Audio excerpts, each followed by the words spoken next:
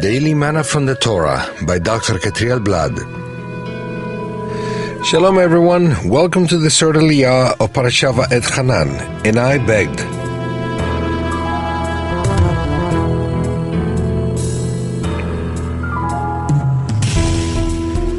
We find this Aliyah in the book of Deuteronomy, chapter 4, from verse 41 through 49. Today we'll cover verses 44 and 45. This is the law Moses set before the Israelites. These are the stipulations, decrees, and laws Moses gave them when they came out of Egypt. Who is the Torah for? The Torah was not given to all the nations, but to the priestly nation of Israel.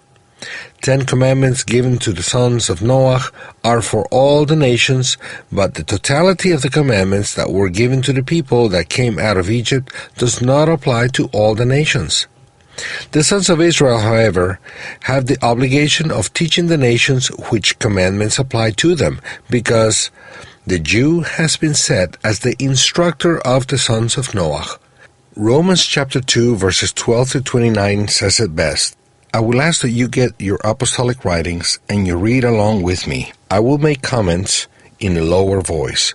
All Gentiles who sin apart from the law, because the Torah was given to Israel, not the Gentiles, will also perish apart from the law, and all the sons of Israel who sin under the law will be judged by the law that the Eternal gave Israel through Moshe. For it is not those Jews only who hear the law who are righteous in God's sight, but it is those Jews who obey the law who will be declared righteous, in other words, acknowledged before the Eternal as those having done the right thing. Indeed, when Gentiles who do not have the law given through Moshe, because the Torah was given to the sons of the covenant of the circumcision, not the Gentiles, do by nature things required by the law, that part of the Torah that applies to the Gentiles, that is, the 7 commandments for the sons of Noah. They are, natural and logically, law for themselves, even though they do not have the law, because the Torah was given to Israel, not the Gentiles, since they show that the requirements of the law for the Gentiles, the 7 commandments of Noah, are written on their hearts, their consciences, also bearing witness, and their thoughts now accusing, now even defending them. This will take place on the day when God will judge men's secrets through Messiah Yeshua, as my gospel, proclamation of the fulfillment of the ancient promise, declares. Now you, if you call yourself a Jew, if you rely on the law of Moses given to the sons of Israel, and brag about your relationship to God, if you know His will, because His will is exposed in the 613 commandments, and approve of what is superior, because you are instructed by the law about who is God and what He wants. If you are convinced that you are a guide for the blind, the Gentiles without written and oral Torah, a light for those sons of Noah who are in the dark, an instructor of the foolish, who don't know which commandments apply to them, a teacher of infants, because they didn't have the revelation in Mount Sinai, because you have in the law the embodiment of knowledge and truth. Amen. You then, who teach others, because as a Jew, your mission is to teach the Gentiles the path. Do you not teach yourself? You who preach to the Gentiles against stealing, because it is one of the 7 commandments of Noah. Do you steal? You who say that people should not commit adultery, because it is one of the 7 commandments. Do you commit adultery? You who abhors idols, which is also one of the 7 commandments. Do you rob temples? You who brag about the law, with gratefulness, knowing the responsibility you have before the Eternal and the nations of being a devout and obedient person. Do you dishonor God by breaking the law? That is, one of the 613 commandments, particularly one of the 7 given to all men. As it is written, God's name is blasphemed among the Gentiles because of you, because a great number of Jews are not practicing what they preach. Circumcision has value, because it is a sign of the covenant that you have with the Eternal.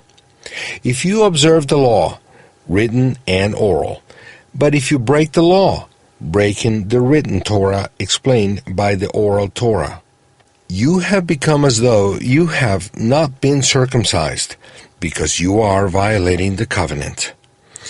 If those who are not circumcised keep the law's requirement, the 7 commandments given to them in the time of Noah, not the one that wasn't given to them and does not apply to them, will they not be regarded as though they were circumcised, as if he has been an obedient son of the covenant?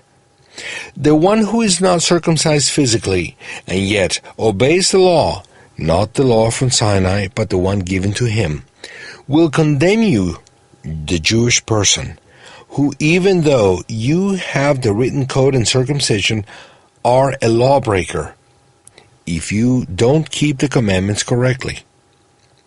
A man is not a Jew if he is only one outwardly, because Jewishness doesn't consist of having a sign of the covenant if one does not comply with that covenant. Nor is the spiritual meaning of circumcision merely outward and physical. No, a man is a Jew if he is one.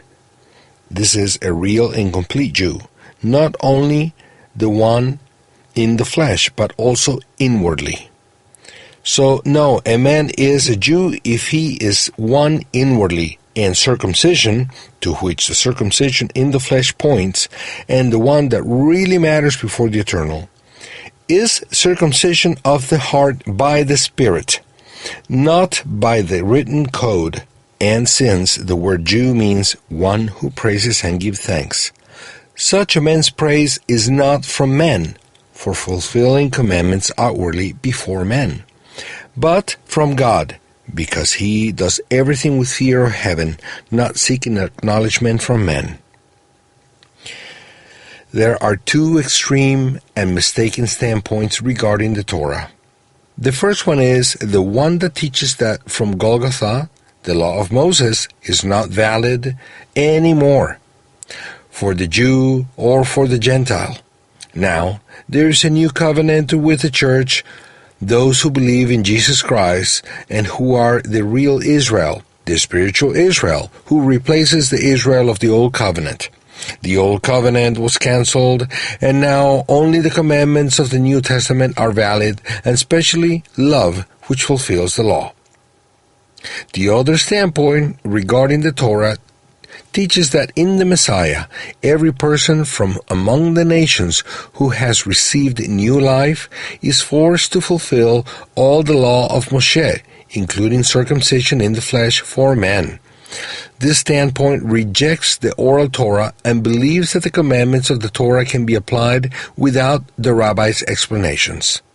Both standpoints threaten the Jewish people's existence and represent great obstacles for the final redemption of the Jews and the nations. May the Eternal bring us balance in this issue. Blessings and shalom.